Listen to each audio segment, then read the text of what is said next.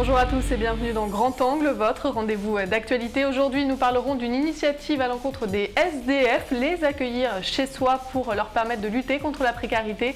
Nous reviendrons dans la chronique culture sur les pays baltes qui sont à l'honneur à Marly-le-Roi et dans une demi-heure, votre journal d'information locale. Bonjour Cédric. Bonjour Sophie, bonjour à tous. Alors, quels sont les titres développés dans cette édition? Au sommaire du journal aujourd'hui, la grogne des élèves et des professeurs du lycée agricole et horticole de Saint-Germain-en-Laye. Ils manifestaient ce jeudi matin devant les grilles de l'établissement contre le chantier qui se tient sur le site depuis 2011 et qui rend les conditions d'enseignement très difficiles sur place. Les Yvelines se tournent vers un traitement des eaux usées plus écologique. Exemple à Nézel où se trouve une station d'épuration éco-exemplaire et vous le verrez, le végétal tient une place de taille dans ce nouveau procédé. Les marraines de cœur de retour à Chanteloup-les-Vignes pour la 7e édition des basketteuses professionnelles ont passé une journée avec 200 filles du département. Et cette année encore, ce sont les joueuses de Calais qui ont fait découvrir leur sport.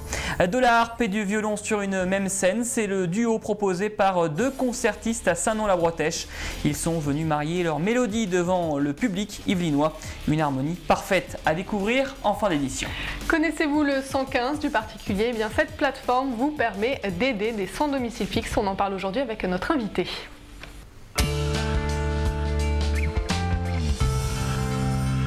Aujourd'hui, nous allons parler d'une plateforme d'aide aux sans-abri, le 115 du particulier. Nous allons en parler avec le président fondateur du 115 du particulier, Bran Ducénon. Bonjour. Bonjour. Est-ce qu'on peut dire qu'il y avait urgence et que ce mouvement est une réponse à cette urgence?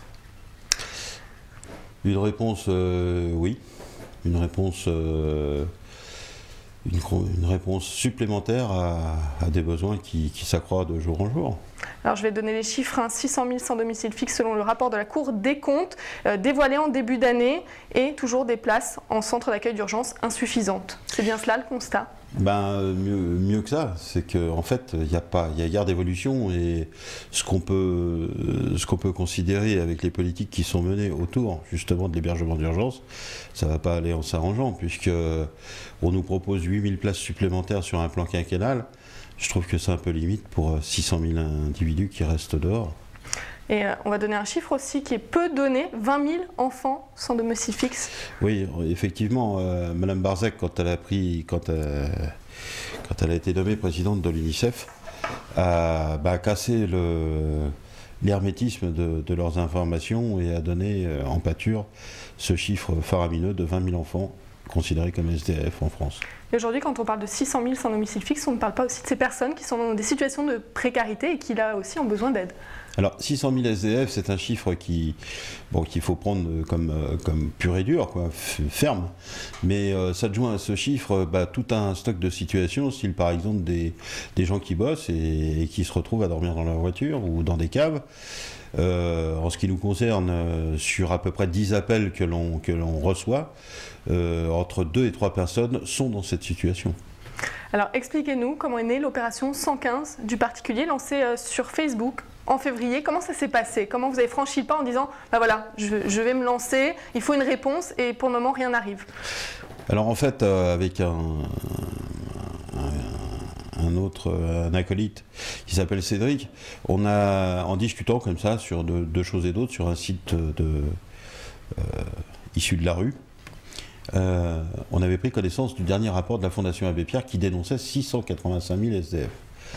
On était stupéfaits, en plus il y avait une vague de grand froid qui était omniprésente et on constatait qu'il y avait entre 2 et 3 personnes qui décédaient par jour, des gens de la rue. Alors il faut savoir que, en fait, pour l'année 2012, le collectif des morts de la rue, qui est un observatoire assez pertinent, a dénombré 417 morts de la rue, rien que pour l'année 2012. Donc il était peut-être temps de réagir et puis d'essayer de proposer autre chose, et puis d'y réfléchir surtout. Donc on a lancé un débat sur Internet qui a fait le buzz quasiment instantanément. Et on a trouvé certaines solutions, c'est-à-dire frapper à la porte des particuliers pour pouvoir accepter d'héberger éventuellement un sans-abri. On a interpellé les gens, non pas comme le font d'habitude certaines grandes causes, par l'argent, par la sollicitation d'oseille, mais en disant, s'il y a un bout de pain à partager, un bout de fringue, un bout de couverture ou un coin de canapé, c'est le moment de le faire. On s'organise, on crée une plateforme d'entraide où on va pouvoir poser des annonces. Donc les réseaux sociaux se sont prêtés à ce jeu. On a détourné, en fait, plus ou moins l'objectif des réseaux sociaux pour servir une cause sociale. C'est original de se servir du net. C'est là où sont les gens, c'est là où on peut les atteindre directement, selon vous? En fait, c'est-à-dire que les gens ont été surpris par notre démarche, dans le sens où on ne demandait rien du tout, on ne demandait pas d'oseille, on demandait qu'un surplus ou des choses qui n'existent pas. C'est-à-dire que c'était à moindre frais pour les uns ou pour les autres. Et en fait, on essaie de faire passer ce message, de dire, vous vous rendez compte, ce que vous ne consommez pas ou ce que vous avez l'habitude de ne pas considérer, ça peut peut-être sauver une vie, tout simplement. Combien de membres aujourd'hui? 13 500 et quelque chose. 13 500 sympathisants, mais... il y a une évolution, vous êtes fait connaître des centaines de reportages, le message, semble-t-il, est passé notamment dans les médias. Qu'en était-il pour les sans domicile fixe? Comment ont-ils reçu cette démarche sur le net? Alors, il faut savoir que le 115 du particulier, c'est pas uniquement une plateforme d'entraide, c'est aussi, en fait, si vous voulez, les volontés dépassent l'écran. Ça va dans la rue. Il y a des gens qui se constituent en maraude citoyenne, c'est-à-dire par 2 ou 3, qui fouillent les quartiers, qui détectent la misère, qui détectent celui qui est dans le besoin, et qui va au-devant et qui lui pose la question pour savoir ce dont il a besoin. Alors bien souvent, c'est vrai qu'il faut penser au domicile, mais il y a des sans domicile fixe qui sont tellement apeurés par les pratiques de centres d'hébergement d'urgence que parfois ils sont vraiment craintifs, quoi. Ils craignent le pire, quoi. Se faire battre, enfin bref. La violence, notamment. Oui, la violence, oui. Notamment. Alors, un mot sur le fonctionnement, notamment sur Facebook. Comment ça se passe, ces annonces? Et c'est affiché, il n'y a pas d'argent, il n'y a pas de travail au noir, il y a vraiment... C'est un coin de canapé, comme vous le disiez tout à l'heure. J'ouvre ma porte à une personne qui est en difficulté. Voilà. En fait, on a essayé de border... on avance à vue, en fait, parce qu'il n'y a aucune référence existante. Donc, systématiquement, on tâtonne, et puis... tâtonne, je trouve qu'on avance à grands pas, plutôt. Mais c'est-à-dire que sur le plan juridique et tout ça, on essaye de border au maximum les choses. Il faut savoir aussi qu'on tape dans l'humain, donc l'humain, il n'y a rien de plus aléatoire. Et puis, chaque cas est vraiment individuel, donc systématiquement, il n'y a aucune référence qui peut être bonne pour les uns ou pour les autres. Sauf que là, en matière d'hébergement, on ne va pas parler d'hébergement, on va parler de mise à l'abri. On parle de sans-abri et on parle de mise à l'abri. C'est-à-dire, ce qu'on propose, c'est qu'on tend la main par une période de froid, ou autre, bien sûr, qui peut se contenter simplement d'une nuitée ou de plusieurs, et éventuellement d'un accompagnement, pas spécialement affectif, mais fraternel. Je veux dire, en dehors de toute casquette, que ce soit politique ou religieuse, il faut se dire qu'en fait, ce qu'on ne regardait pas franchement avant, là, on l'a carrément devant soi. Donc, il faut faire avec, parce qu'en fait, un sans-abri, qu'est-ce que c'est? C'est un mec qui traîne une gamelle sociale, familiale, professionnelle, mais c'est aussi quelqu'un qui pourrait être très bien un père, un frère, un pote, un voisin de palier ou un truc comme ça. Il y a eu un accident de la vie qui a fait qu'à un moment ça a basculé. Ça a basculé, et puis on n'a pas nécessairement la trésorerie pour réaccéder soit à l'emploi ou soit à un logement.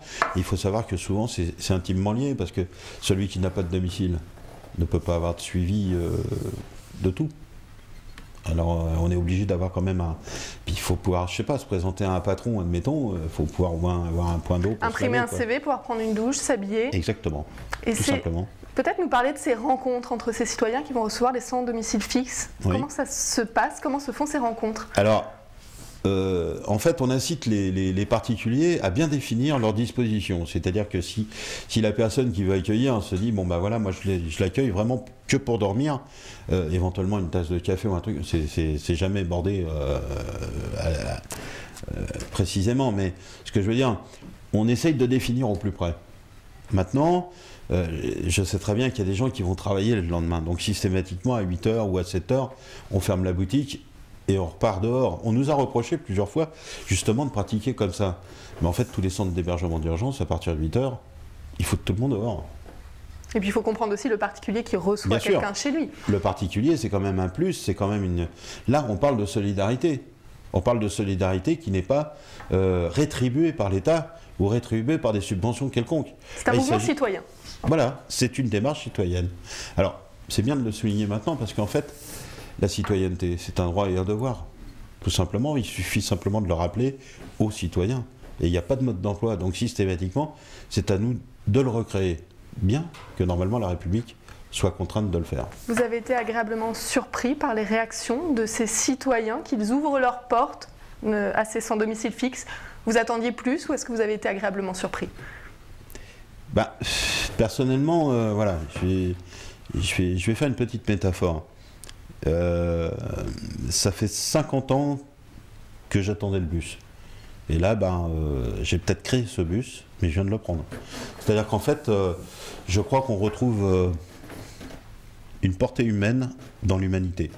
Et puis, peut-être à considérer que c'est aussi un mouvement humaniste. C'est un mouvement, une générosité entre êtres humains, finalement. Et en fait, on l'a libéré parce que si vous regardez la générosité, qu'est-ce que c'est? La générosité, c'est de faire un don, c'est de faire un geste vers celui qui a besoin. Or, aujourd'hui, quand on parle de générosité ou de don, on parle Téléthon, on parle Croix-Rouge, on parle de tout ça. Et en fait, il faut prendre rendez-vous avec le don parce que c'est de la charity business. Et l'oseille n'est pas systématiquement raccord avec ces rendez-vous. Et en fait, il n'y a plus la pulsion de pouvoir donner par le cœur. C'est téléguidé. Est-ce que vous comprenez la peur de l'autre, qu'il n'est pas simple d'ouvrir sa porte à quelqu'un qu'on ne connaît pas? Oui, mais à ce moment-là, il faut se regarder dans une glace, puis se dire que ça peut être moi, tout simplement. Parce qu'en fait, il n'y a rien de différent entre un mec qui dort dans des cartons sous un pont et quelqu'un qui dort dans une maison. Il n'y a que la température et le fait de ne pas avoir de mur autour, c'est tout. Alors il y a un fait important à rappeler, c'est que la solidarité n'a pas de saison. Aujourd'hui on parle beaucoup des sans domicile fixe en hiver, mais cette action va se poursuivre au printemps, en été, toute l'année. Nous on est H24 et puis 365 sur 365 et je crois que les gens l'ont bien compris parce que de toute façon déjà il n'y en a plus beaucoup qui partent en vacances. Avec 8 millions de personnes qui sont en dessous le seuil de pauvreté, et là encore, il faudrait définir vraiment le seuil. Je crois que les gens sont beaucoup plus proches de la misère qu'on ne pouvait l'être avant. C'est-à-dire que là, maintenant, elle nous entoure, donc il faut y faire attention, c'est tout. Et aujourd'hui, comment vous aider aller sur les réseaux sociaux, aller sur Internet, et peut-être avoir le courage de se dire, ça peut m'arriver, donc je vais ouvrir la porte à quelqu'un, parce que ça aurait pu m'arriver à moi. Alors, déjà, moi, si j'ai un truc à faire, à dire un peu au public, et puis un peu à tout le monde, n'hésitez pas à nous contacter pour essayer de nous interroger sur un besoin, sur une nécessité ou sur une proposition ou un truc. On essaye d'en parler, on essaye de border le truc, à savoir qu'on a quand même des juristes, puisqu'on a monté des cellules juridiques pour ça. On a créé une plateforme téléphonique aussi pour ça. On a créé... N'hésitez pas à en parler parce que le geste, quel qu'il soit, c'est pas l'importance du geste, c'est pas le volume, c'est le geste lui-même. C'est le fait de partager, ne serait-ce qu'un instant. Moi, je vois aujourd'hui, si on peut faire aussi encore un petit parallèle, avant... On montait l'escalier d'une sortie de métro, un mec faisait la manche, on lui jetait une pièce et puis on levait le menton, style on s'acquitte de quelque chose dont on a honte. Maintenant c'est plus pareil. Maintenant il y a des gens qui s'arrêtent, qui discutent avec le mec et qui lui disent écoute, il faut aller prendre un café si tu veux. Ça c'est une bonne chose. Bien sûr. Une prise de conscience. En fait oui, une prise de conscience, mais ça veut dire aussi que le mec il existe. Avant, c'était juste un rapport d'oseille. Et en fait, c'est pas l'oseille qui est important, c'est le rapport humain. Et on le rappelle, les besoins sont énormes, vous le disiez avant cette émission, des gens m'appellent tous les jours pour demander de l'aide, ils vivent dans leur voiture ou ils n'ont même pas de domicile. Alors, en fait, là, il y a vraiment un autre truc qui se développe aujourd'hui, c'est un phénomène, c'est spectaculaire, mais oui, c'est entre 2 et 3 appels par jour de gens qui dorment dans leur voiture, dans une cave ou dans un autre truc, et qui travaillent, qui ont un salaire à la clé. C'est-à-dire qu'avec leur salaire, ils n'arrivent pas à faire aboutir un loyer, ils n'arrivent pas à faire aboutir un toit. Et ça, c'est lamentable, parce que qu'est-ce qu'il faut faire? Parce que c'est des gens qui payent des charges quand même, qui payent des impôts tôt ou tard, et voilà quoi.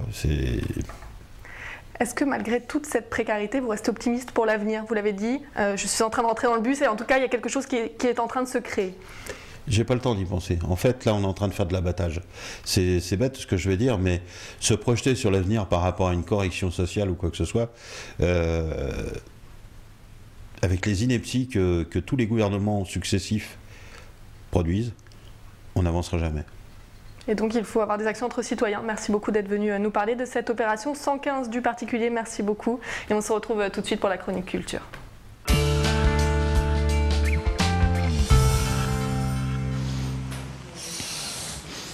Bonjour à tous. Cette semaine, je vous emmène à la découverte des pays baltes. Marie Leroy leur consacre une année entière. Festivités, bien sûr, animations, expositions et conférences. Découverte du programme tout de suite, puisqu'on va rejoindre le maire adjoint chargé de la culture à Marie Leroy, Michel Lucioni. Bonjour. Bonjour mademoiselle. Alors, expliquez-nous déjà pourquoi les pays baltes. Eh bien parce que depuis 2002 que le cycle européen a commencé, nous avons voyagé quasiment partout en Europe. Et on s'est interrogé sur ces pays assez méconnus et on a pensé que peut-être cette découverte intéresserait les Marléchois. Par exemple, qui sait que Riga est la capitale européenne de l'art nouveau ? Personne. Qui sait que Skype a été inventé en Estonie ? Peu de monde. Voilà, ce sont des choses comme cela qu'on est heureux de faire partager avec les Marléchois. Donc du coup, 2013 est consacré à ces pays, donc Estonie, Lettonie, Lituanie. Absolument. Vous avez prévu beaucoup de choses, je suppose? Beaucoup de conférences, d'expositions, de concerts, de pièces de théâtre, de films, puisqu'on a passé une Estonienne à Paris avec Jeanne Moreau, qui est sortie en début d'année, bien à propos. Tout ce qui peut se rapporter à ces trois pays et faire qu'on les connaisse mieux. Bon, ce n'est pas un choix par hasard aussi, puisque ça fait partie d'un cycle européen un peu tout ça. Absolument, depuis 2002, donc ça doit être le 12e pays que nous mettons à l'honneur. Après les pays avec lesquels nous sommes jumelés, c'est-à-dire la Grande-Bretagne, l'Allemagne et le Portugal, nous sommes passés aux Pays-Bas, en Hongrie, en Italie, en Espagne, en Grèce, en Pologne. Enfin voilà, on a presque fait toute l'Europe et on s'est dit pourquoi pas aller dans ces pays si méconnus que sont les pays baltes. Pour vous, c'est important de parler de ces pays-là et aussi de montrer des artistes comme ces deux-là qui sont ici aujourd'hui? Bien sûr, promouvoir l'art, c'est toujours important pour tout le monde, mais particulièrement l'art de ces pays qui sont si méconnus. Pour finir, quel message dire aux téléspectateurs qui nous regardent et qui ne connaissent pas ces pays baltes? Eh bien, écoutez, venez nombreux visiter nos expositions, venez assister à nos conférences, parlez-en si vous avez des amis originaires des pays baltes et nous serons ravis de les accueillir et d'écouter leurs témoignages éventuellement. Voilà, tous les renseignements sont à la mairie de Marly-le-Roi, au service culturel. Merci beaucoup pour tous ces détails. Merci à vous. On va justement continuer notre visite, de l'exposition. Et je retrouve l'une des artistes exposées ici. Bonjour, présentez-vous parce que vous êtes estonienne, je ne voudrais pas me tromper sur votre nom. Oui, bonjour, Aire Kut Alikmets. Très bien, donc vous êtes donc d'Estonie et céramiste. Racontez-nous un peu votre travail. Je suis céramiste autodidacte. J'ai une autre profession et une autre vie avant, donc c'est une deuxième essai, si vous voulez. C'est un travail de haute température. Pour l'instant, j'ai déjà testé différents chemins dans ce monde qui est très vaste, céramique en France très, très développé. Ce sont des différents grès, différentes textures, différentes couleurs que j'essaie de marier avec la porcelaine. Et donc, je les superpose et je tire après le travail en écartant la pièce quand les terres sont encore molles. Voilà, les couches se redéploient, s'ouvrent. On voit les matières qui sortent les unes en dessous des autres. Et ça fait des effets un petit peu matière, nature, un peu strate, un peu géologique par moment. Vous disiez, vous avez commencé il n'y a pas très longtemps en fait à travailler cette matière. Je le travaille depuis une dizaine d'années. Mais dans ces choses-là, c'est plus récent. Avant, j'ai travaillé dans des enfumages, dans des techniques de basse température. Dans le monde céramique, il y a deux grandes familles. Il y a basse température et il y a la haute température. D'accord. Que dire aux gens qui ne connaissent pas forcément ces pays baltes et l'Estonie dont vous venez? Allez les visiter. Allez les visiter, ce sont des pays plats. Nous, Estonie, c'est le plus nordique de ces 3 pays. Donc, on est très au froid. Actuellement encore, il fait très froid là-bas. Mais nous avons une grande fierté intérieure. On est passé pendant des siècles sous différentes dominations.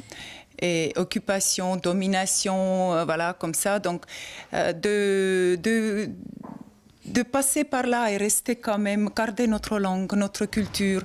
Nous sommes très fiers d'avoir survécu. Voilà, il y a un rêve comme ça d'un petit peuple, une identité qui est bien à nous. Et même que nous vivons maintenant loin de notre pays, les gens qui regardent notre travail, notre expression artistique, disent que voilà, on sent ce son nordique. Merci beaucoup pour cette incitation au voyage. Et en attendant d'aller voyager, justement, d'aller voir ces pays, je vous invite à venir voir l'exposition qui a lieu ici jusqu'à la fin du mois. Merci beaucoup de nous avoir accueillis et présenté votre travail. Nous, on continue notre poursuite, justement, de découverte des pays baltes et des expositions. Et là, on retrouve la deuxième artiste qui est exposée ici. Bonjour, vous pouvez vous présenter? Oui, bonjour, je m'appelle Kaia Kiik et c'est un nom typique estonien. Votre art, vous, en particulier, consiste en quoi? Expliquez-nous.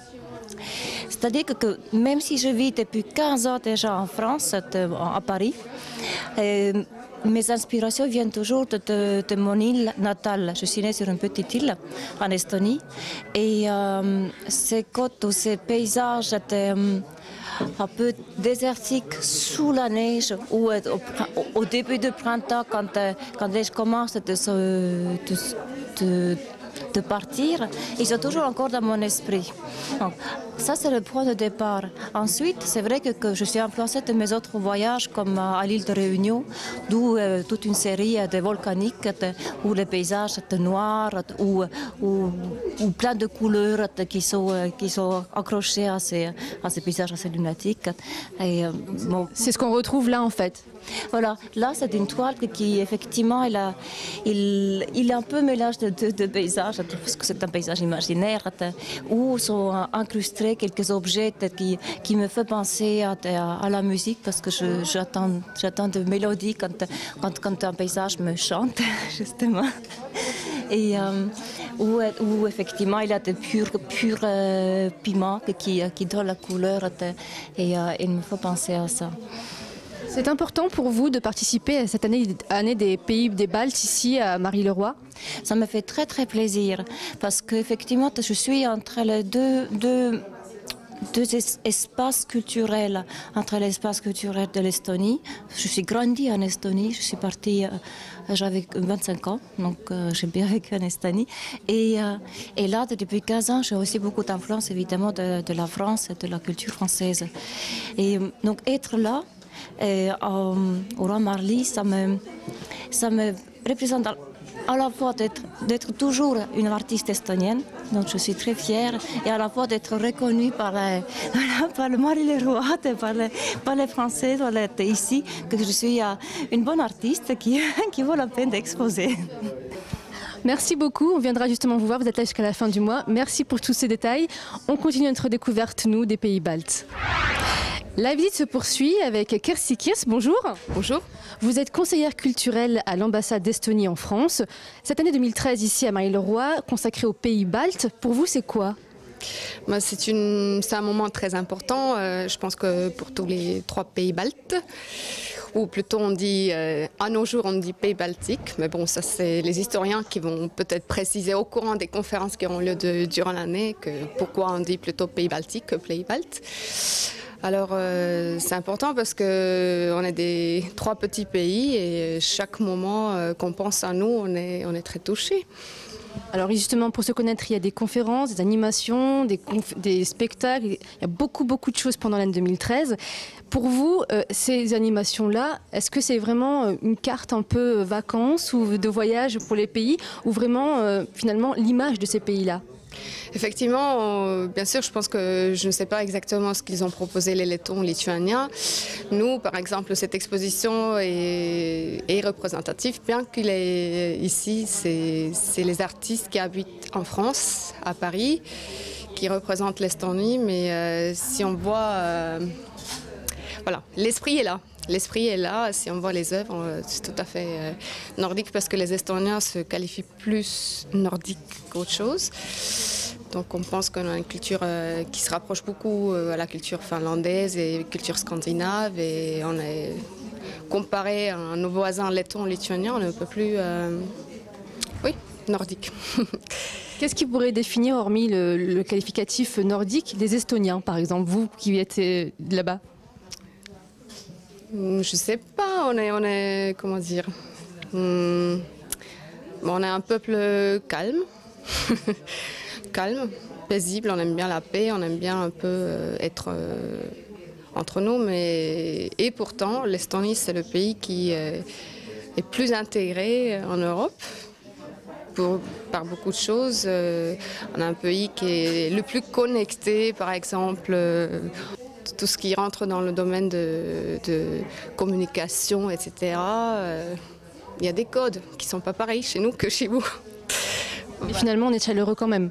Ah oui, tout à fait, tout à fait. Ça prend peut-être un peu plus de temps chez nous d'avoir vraiment un contact avec les Estoniens. On est juste un peu plus lent.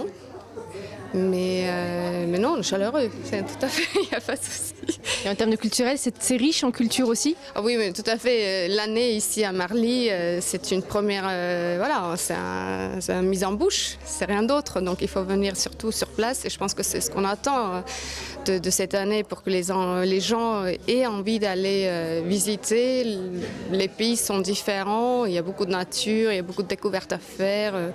Période estivale, il y a les nuits blanches, il y a la mer, il y a beaucoup de choses à faire. En tout cas, il y a de plus en plus de Français chez nous l'été. Quand je rentre, je les vois et ils sont tous ravis. Enfin, j'ai jamais vu des Français déçus de ce voyage.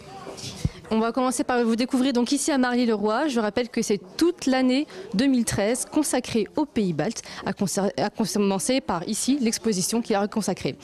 Merci beaucoup de nous avoir accueillis, de nous avoir fait partager un peu votre culture et votre chaleur. Merci.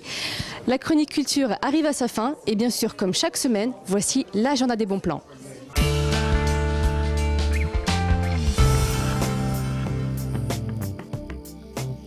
Cette semaine, je commence avec un bon plan pour les tout-petits. À Achères, le SAC s'organise le premier festival de musique dédié au jeune public, le festival Les Petites Pépites. Il a commencé le 27 mars et se termine le 7 avril. Au programme, 10 artistes dont Alain Schneider, Debout sur le Zinc ou le Sacre du Tympan. Le festival Les Petites Pépites, c'est donc du 27 mars au 7 avril au SAC à Achères pour les enfants de 2 à 5 ans. Week-end de Pâques oblige, voici quelques idées de terrain de jeu pour partir à la recherche des œufs en chocolat. À Maison Lafitte, vous avez rendez-vous dimanche 31 mars de 10h à 12h30 et de 14h à 17h au château de Maison. Au programme, des jeux de piste à la recherche d'œufs en carton. À chacun correspond une énigme. Une fois le parcours terminé et les réponses aux énigmes données, les œufs se transformeront en chocolat. La chasse au chocolat est bien sûr gratuite pour les enfants. À Triel-sur-Seine, les œufs sont à débusquer à partir de 11h dimanche 31 mars au cœur du parc Sené. Des milliers de chocolats ont été cachés, des chocolats chauds seront aussi distribués. À Andrézy, la chasse aura lieu le 1er avril, jour du poisson d'avril. Les enfants devront trouver les chocolats cachés sur l'île Nancy à partir de 10h30. Attention, l'embarquement commencera à 9h. Amateurs de théâtre, sachez que la ville de Carrières-sous-Poissy vous propose vendredi 29 mars la pièce « Au théâtre ce soir, le dernier jour d'un condamné ». La pièce est adaptée d'un roman de Victor Hugo publié en 1829. Il s'agit d'un réquisitoire politique contre la peine de mort. Rendez-vous vendredi 29 mars à 20h30 à l'espace Louis Armand. Enfin, les sportifs, je vous propose de vous retrouver à Poissy dimanche 31 mars pour la course La Pissiacaise. Cette course pédestre se déroulera pour la première fois au cœur de la ville et comme chaque année dans le parc de la Charmille et en forêt de Saint-Germain-en-Laye. Plusieurs parcours vous sont proposés, 10, 5 ou 2 km. L'an dernier, vous étiez 590 participants. Pour faire mieux, rendez-vous dimanche 31 mars, premier départ à 9 h. Inscription en ligne ou par courrier. Plus d'informations sur le site internet de Poissy. C'est la fin de cet agenda des bons plans. Bonne semaine de découverte à tous.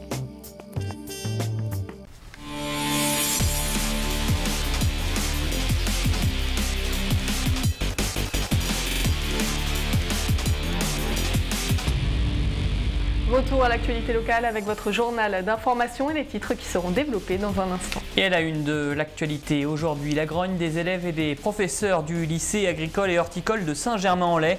Ils manifestaient ce jeudi matin devant les grilles de l'établissement contre le chantier qui se tient sur le site depuis 2011 et qui rend les conditions d'enseignement très difficiles sur place. Les Yvelines se tournent vers un traitement des eaux usées plus écologique. Exemple à Nézel où se trouve une station d'épuration éco-exemplaire. Et vous le verrez, le végétal tient une place de taille dans ce nouveau procédé. Les marraines de cœur de retour à Chanteloup-les-Vignes pour la 7e édition des basketteuses professionnelles ont passé une journée avec 200 filles du département. Et cette année encore, ce sont les joueuses de Calais qui ont fait découvrir leur sport. De la harpe et du violon sur une même scène, c'est le duo proposé par deux concertistes à Saint-Non-la-Bretèche. Ils sont venus marier leur mélodie devant le public yvelinois. Une harmonie parfaite à découvrir en fin d'édition. Les élèves et les professeurs du lycée agricole et horticole de Saint-Germain-en-Laye ensemble pour manifester leur colère. En cause le retard pris dans leurs travaux d'agrandissement mis en place par la région en 2011. Dans l'établissement justement, le chantier devait se terminer en juillet 2013. Il a déjà 20 mois de retard dans ce lycée. Les quelques 480 élèves et leurs professeurs se plaignent notamment du bruit et de l'insécurité engendrée par ces travaux de rénovation. Sur place, Raphaël Dacruz et Florence Deschlotte. Ils n'ont pas perdu le sens de l'humour, mais ils serrent désormais leur colère.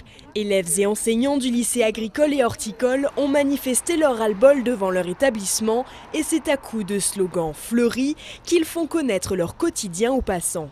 C'est une accumulation de petits détails, de petits dysfonctionnements qui aujourd'hui enquistent ce chantier, qui font qu'on est presque dans une situation d'empêchement. Empêchement d'accueil, empêchement de bon fonctionnement. Rien que dans les internats, ils n'ont pas de chauffage. Parfois, ils se lèvent, ils n'ont pas d'eau chaude, plus de lumière. Les salles de cours sont de plus en plus dégradées. Même dans les bâtiments neufs, il y a de l'eau qui coule sur les murs. On a le marteau-piqueur toute la journée en dessous. On a eu une semaine de bac blanc. C'est pareil, on ne pouvait pas se concentrer. Les portes vibraient. Enfin, c'était vraiment horrible. On arrive le matin, on est propre. Le soir, c'est vraiment une horreur, on a de la boue partout, c'est vraiment infernal, quoi. Une vie de chantier de presque 2 ans qui doit prendre fin en juillet, mais il sera impossible de rattraper 20 mois de retard en 100 jours. La date de fin des travaux est prévue pour 2014 au mieux, et c'est pourquoi au lycée, tout le monde se mobilise pour au moins améliorer les conditions de vie, ce que comprend tout à fait le proviseur de l'établissement. Ce serait difficile de ne pas entendre l'exaspération qui, depuis plusieurs semaines, voire plusieurs mois, monte dans l'établissement, compte tenu du fait que le chantier génère un certain nombre de dysfonctionnements au quotidien, que ce soit dans les conditions de travail et parfois même en matière de sécurité. Thierry Giraudot annonce avoir plusieurs fois alerté la société ICAD qui s'occupe du chantier ainsi que la région en charge des lycées. Michel Vitrac-Pouzoulet, présidente du conseil d'administration et conseillère régionale, elle entend l'impatience des enseignants et des élèves. Ce qui revient beaucoup au niveau des enseignants et des élèves que nous avons reçus au moment du conseil d'administration mardi, ce que je peux dire aujourd'hui, c'est qu'il y a une réelle prise de conscience des dérives dans le temps de ce chantier et un souhait de tous que ces dérives s'arrêtent aujourd'hui, quoi. Reçus par la conseillère régionale en charge des lycées, Henriette Zouguebi, les manifestants ont vu leurs revendications être exaucées, comme le pilotage à plein temps des travaux ou la réfection des cheminements aux abords de l'école pour plus de sécurité. Et on reste dans l'enseignement avec un palmarès très attendu à la fois par les élèves, leurs parents, les professeurs, mais aussi les chefs d'établissement. Le palmarès des meilleurs lycées de France qui a été publié ce mercredi par le ministère de l'Éducation nationale. Dans le département, c'est le lycée Hoche qui arrive en tête du classement à la 6e place au niveau national. Le lycée international de Saint-Germain-en-Laye se classe lui à la 3e place dans les Yvelines et à la 9e place au niveau de la France. Les deux établissements affichent 100% de réussite au baccalauréat. On écoute tout de suite la réaction du directeur du lycée international de Saint-Germain-en-Laye, Joël Bianco. Je suis Très satisfait pour l'établissement, c'est un sujet de fierté évidemment, il ne faut pas bouder son plaisir. Et puis de motivation aussi. Je crois qu'ici, ce qu'il y a en fait, c'est une dynamique et un état d'esprit. Voilà. Et tout ça, ça fait un cocktail qui est très efficace, avec donc une dynamique de travail, une dynamique de réussite, une dynamique de confiance et puis aussi d'entraide, je dirais. Et puis un état d'esprit qui est un état d'esprit lui aussi positif. Ici, on va de l'avant, on est confiant. Donc tout ça fait que, eh bien, au bout du compte, les choses se passent bien. Et tout le travail, c'est d'entretenir tout cela et de maintenir tous ces équilibres qui font qu'au bout du compte, ça marche. Solidarité à présent avec les chiffres définitifs du Téléthon. Ce jeudi matin, l'AFM Téléthon a dévoilé le résultat au niveau national pour 2012 avec 88 156 400 € collectés. Au niveau départemental, le résultat final de la collecte s'élève à 2 200 000 € environ contre 2 400 000 € l'an passé. Les Yvelines se mettent au vert avec la station d'épuration éco-exemplaire de Nézel. Ce lieu permet un traitement des eaux usées par le végétal. Elle sera inaugurée dans quelques jours, mais Aurélien Lange a déjà visité le lieu et nous en explique le fonctionnement. Avec ses allures de serre horticole, voici la station d'épuration nouvelle génération.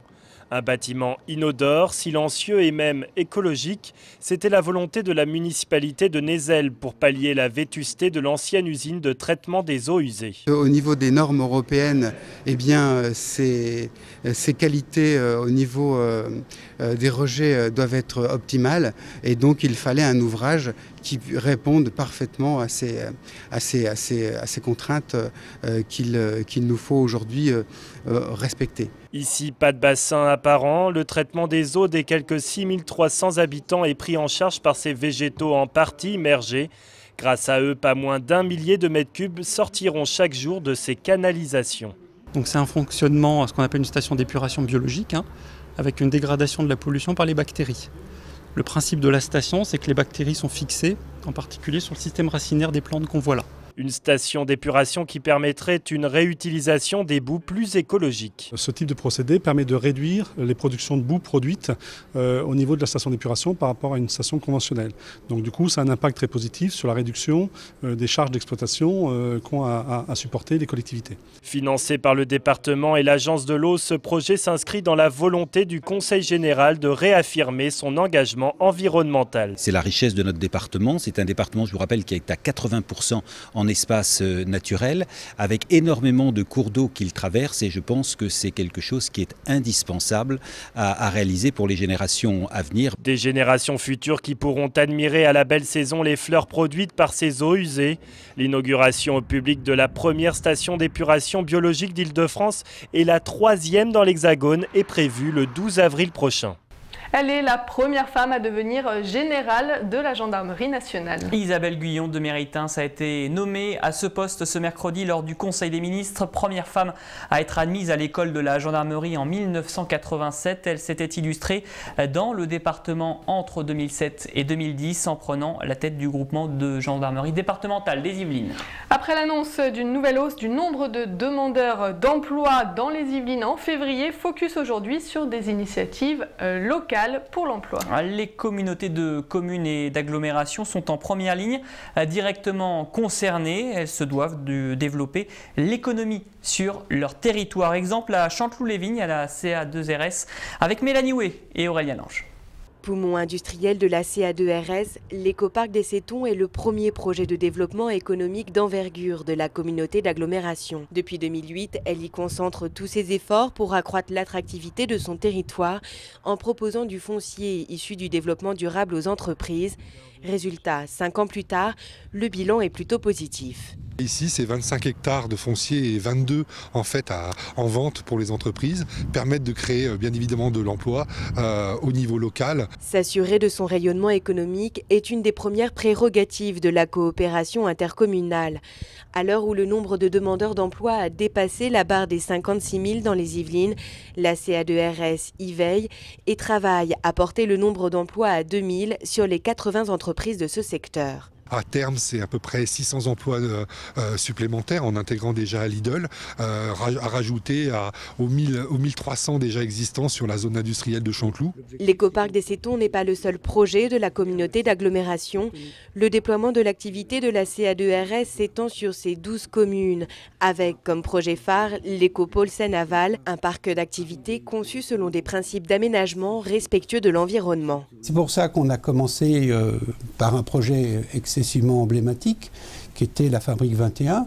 La Fabrique 21 étant là pour montrer comment le territoire était en capacité d'accueillir des nouvelles entreprises. L'écopôle devrait créer d'ici à 2015 plus de 3000 nouveaux emplois dans le domaine de l'éco-construction et de l'éco-industrie, un défi de taille pour la CA2RS. Depuis 5 ans, ce sont elles les marraines de cœur dans les Yvelines. Les basketteuses de Calais ont une nouvelle fois fait le déplacement pour partager leur amour de cette discipline. Près de 200 jeunes Yvelinoises ont ainsi pu découvrir la passion du basket auprès de ces professionnels. Une rencontre organisée par la Ligue féminine de basket et le comité des Yvelines à Chanteloup-les-Vignes. Reportage au gymnase David Douillet de Florence Deschlotte et d'Éric Suc. Le geste est loin d'être parfait, la technique doit encore évoluer, mais faire apprécier le basket est déjà un très bon début. Les joueuses de Calais, habituées des parquets de Ligue 2 féminine, jouent ici les éducatrices. Au travers d'un parcours sportif de 8 ateliers, c'est toute la palette d'un bon basketteur qui est décortiquée. Tu fais une première passe, et elle te la rend, tu reçois ici, tu tires. Déjà, on a fait de la dextérité de balle. Après, on a fait du tir et des doubles pas pour bien maîtriser la balle et pour bien lever notre balle quand on va au double pas.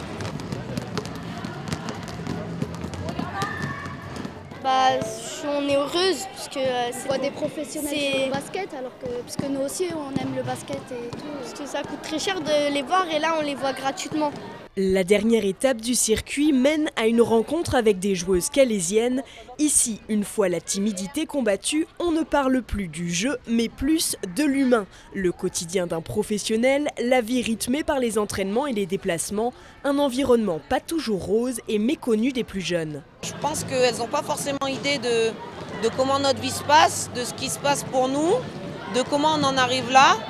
Et voilà, que jouer au basket c'est génial, que c'est une passion, que c'est super, mais qu'il y a aussi quand même pas mal de travail derrière pour arriver là où on en est.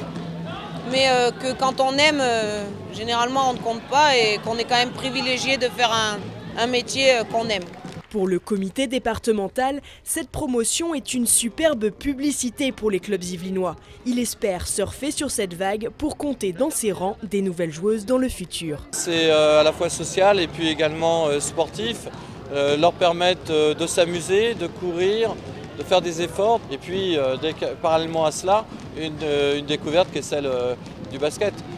Je ne vous cache pas que si certaines de ces filles peuvent par la suite intégrer des structures, ne serait-ce que 2 ou 3 filles, je crois que l'objectif sera atteint. La journée s'achève sur une remise de cadeaux, un ballon, des stylos, des posters, tous à l'effigie des marraines de cœur. Un petit rappel si certaines jeunes filles veulent se lancer dans le basket. Culture avec le danseur classique russe Rudolf Nureyev qui était à l'honneur à l'espace Maurice Béjart de Verneuil-sur-Seine cette semaine. Un film documentaire retraçant la vie de l'artiste était projeté dans la salle vernolienne. Ariane Dolphus, biographe du célèbre danseur, est venue présenter le film aux spectateurs yvelinois. Elle revient sur la manière dont le danseur a marqué la danse classique de son empreinte au micro d'Éric Suc.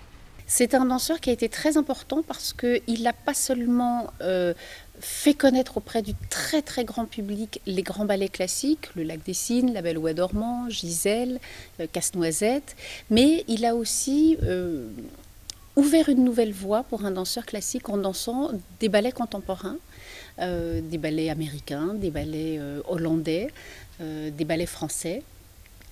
Et il a aussi montré que on pouvait être un garçon et devenir un danseur extrêmement célèbre, ce qui n'était pas tellement le cas jusqu'à maintenant.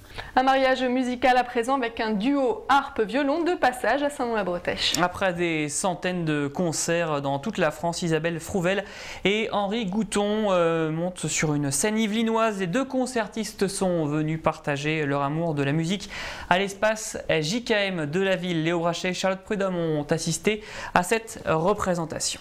Là, je vous propose le début du Larghetto de Gabriel Verdal qui commence avec un solo de harpe.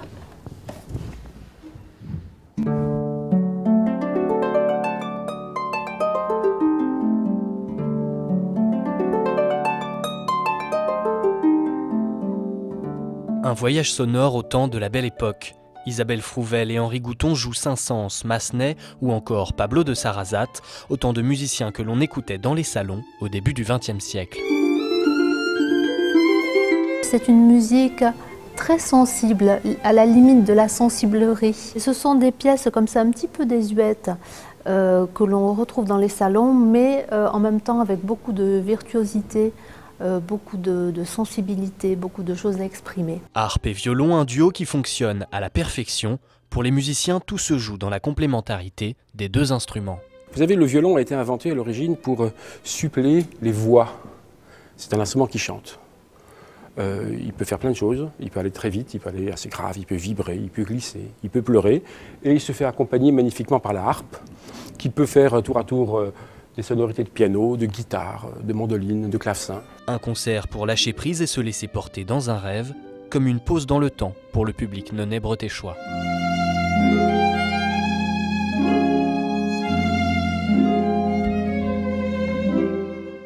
Et c'est la fin de ce journal, Sophie. Merci Cédric, à demain. À demain. Dans un instant, retrouvez Sucré Salé avec une recette spéciale sur Pâques. Merci à Florence Deschottes pour la réalisation et à Lucas Rougier pour le montage. On se retrouve demain pour Grand Angle.